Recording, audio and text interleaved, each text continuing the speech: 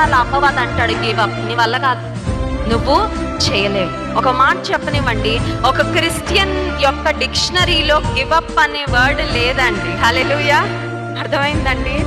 దేవుడు మనతో ఉన్నంత కాలం నువ్వు గివ్ అప్ అనే ఆప్షన్ నువ్వు అసలు పెట్టుకోవడానికి అవకాశమే లేదు.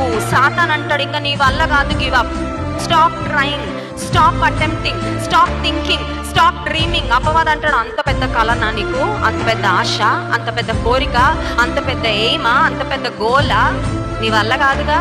నీ బ్యాక్గ్రౌండ్ ఏంటి, నీ ఫైనాన్షియల్ బ్యాక్గ్రౌండ్ ఏంటి, నీ ఫ్యామిలీ బ్యాక్గ్రౌండ్ ఏంటి, నీకున్న పరిస్థితులు ఏంటి, నీకున్న జ్ఞానం ఏంటి, నీకున్న అనుభవం ఏంటి, నీ వల్ల కాదు, గివ్ అప్ అంటాడు అపవాది.